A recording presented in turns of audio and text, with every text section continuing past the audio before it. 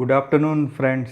स्वागत है आप सबका the king of stock market में। और आज हम कल की तरह ही शुरू करते हैं the daily news of stock market. आज है तारीख 18 मई 2022 और जैसे कि कल हमने देखा कि सेंसेक्स और निफ्टी ने 2.5% से भी ज़्यादा की अपसाइड दिखाई। और अब इतना बड़ा वॉल्यूम के साथ और इतनी बड़ी बाइंग कल हुई है तो थोड़ा बहुत करेक्शन बनता है और वही आज देखने को मिला। निफ्टी 50 360 380 400 तक पहुंचते पहुंचते लुढ़कने लगा और एट द एंड 16,240 पे बंद हुआ। निफ्टी बैंक का भी वही हाल है, सेंसेक्स का भी वही हाल है, माइनर सा करेक्शन सब में हुआ।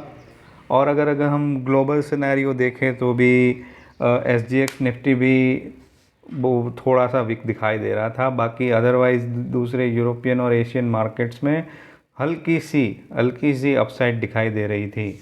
अब इतना कल निफ्टी में जो अपसाइड हुआ उसके बाद थोड़ा बहुत तो करेक्शन, थोड़ी बहुत तो प्रॉफिट बुकिंग बनती है, क्योंकि कल काफ़ी हद तक बाइंग हुई। 2.5% वो कोई छोटा मोटा बाउंस बैक नहीं होता है। लेकिन जैसा कि मैंने कहा कि अभी भी सबको थोड़ा कोशियस रहने की ज़रूरत है।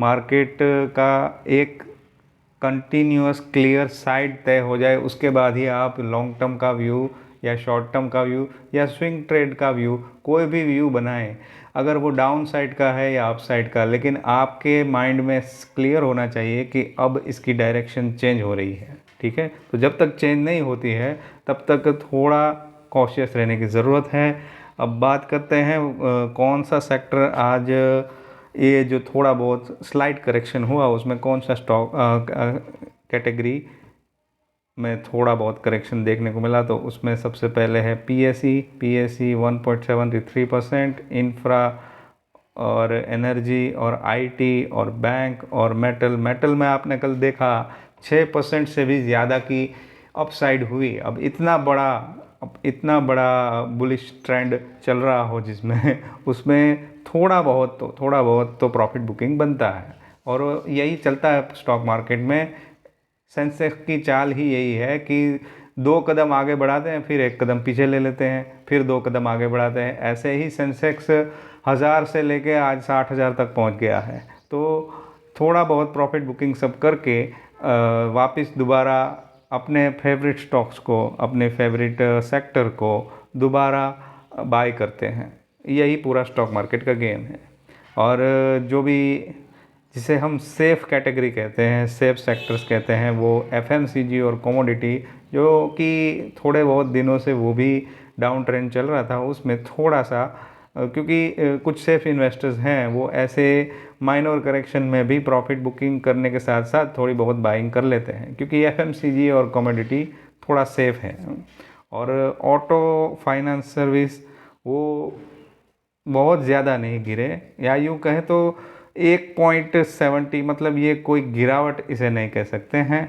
बस यूँ समझ लीजिए कि ऑटो सेक्टर अभी स्टेबल है, लेकिन इसमें अब तेज़ी आना बाकी है, क्योंकि ये जो लास्ट जो करेक्शन बहुत बड़ा हुआ उसमें ऑटो और मेटल दो ही ऐसे सेक्टर थे जिनकी बहुत ही ज़बरदस्त पिटाई हुई।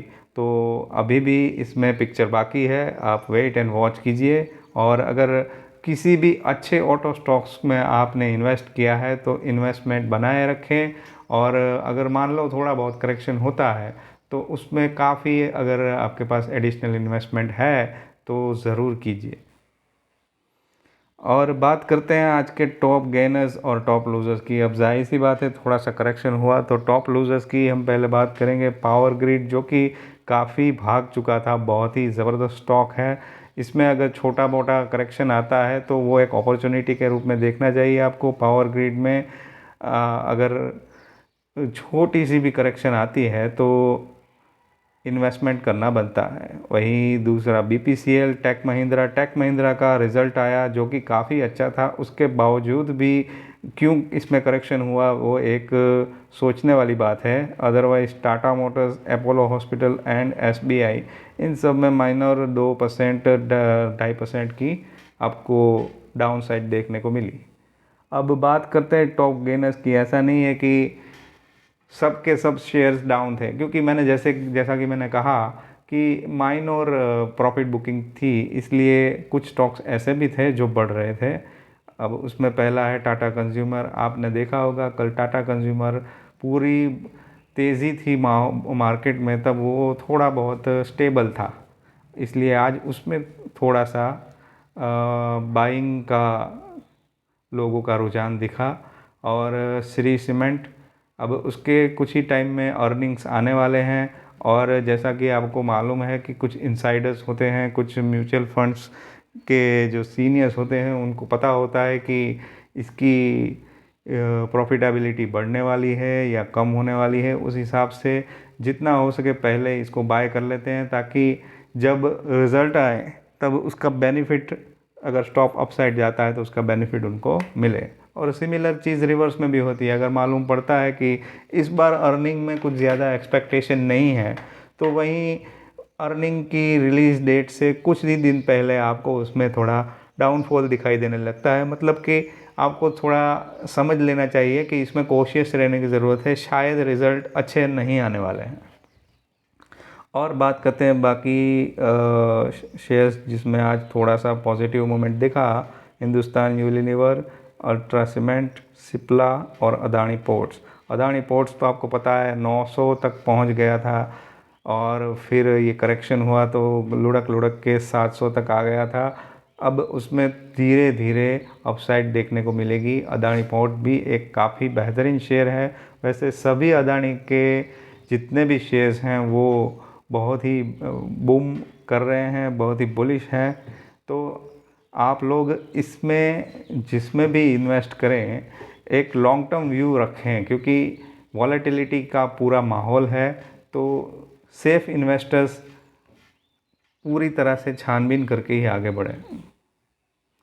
और अगर हम देखें निफ्टी 50 आज 16,318 पे खुला, और जैसा कि मैंने कहा 16,400 के ऊपर जाने की तैयारी की, क्योंकि कल बुलिश माहौल था तो आज भी उसका थोड़ा बहुत असर रहा था। लेकिन एक जो रेजिस्टेंस है जहाँ से आगे जाने के लिए अभी भी निफ्टी 50 तैयार नहीं है, वो है 16,400, और वहाँ से करेक्ट होते होते 16,211 तक लो पे जा चुका है, और क्लोजिंग दी है 16,259 पे। लेकिन ये एवरेज 16,240 के आसपास बना, जो कि कल के हिसाब से मैं यही कहूँगा कि बहुत ज़्यादा इसको गिरावट नहीं कह सकते, ना ही इसको करेक्शन कह सकते हैं। ये बस थोड़ा बहुत प्रॉफिट बुकिंग हुआ है और कुछ नहीं हुआ है।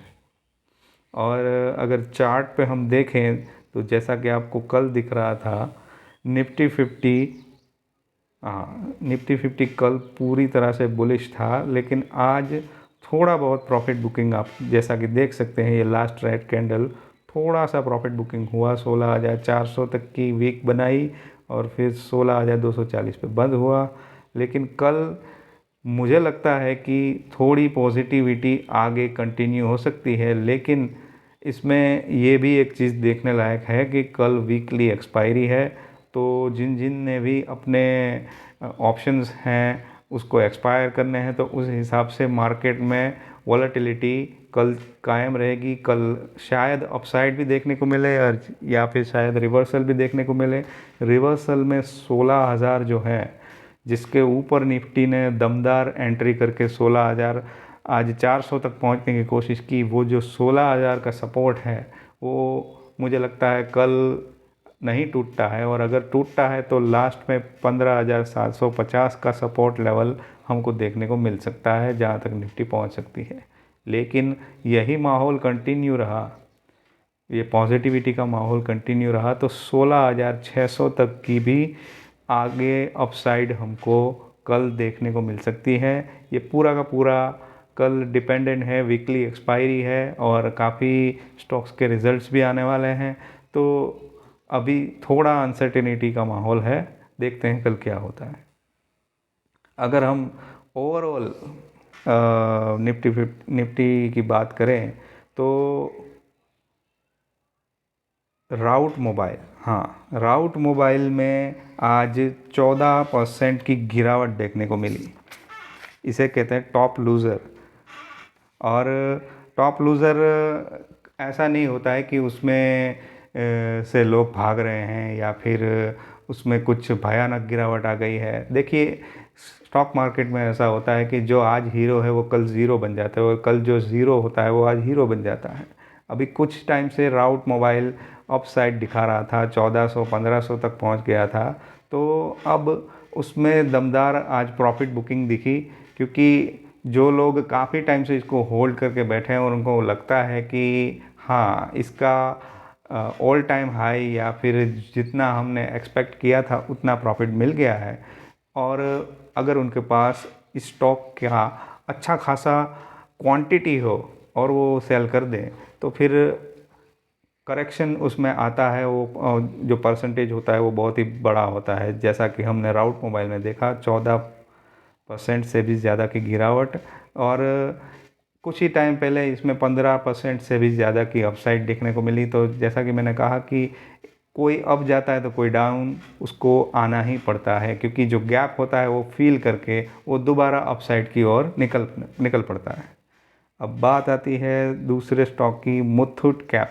मुथूट कैप में भी यूं ही अगर हम कहें कि जो बड़े प्लेयर्स हैं उसमें एंट्री करना चाहते हैं। अब एंट्री तभी वो कर सकते हैं जब उनको लगता है कि इसमें अभी वैल्यूएशन नहीं दिख रही है। वैल्यूएशन ना दिख रही हो, अंडर वैल्यू दिख रहा हो, तो वो जब तक करेक्शन ना आए तब तक वेट करते हैं। और जिन लोगों को सेल करना है वो अब निकलना चाहे, तो इसकी वजह से पूरा का पूरा करेक्शन हमको देखने को मिला मुथूट कैप में।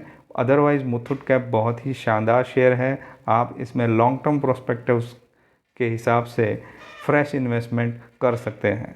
अब बात आती है तीसरे सबसे बड़े गिरावट वाले शेयर की, तो वो है metropolis. Metropolis health care sector से जुड़ा हुआ है।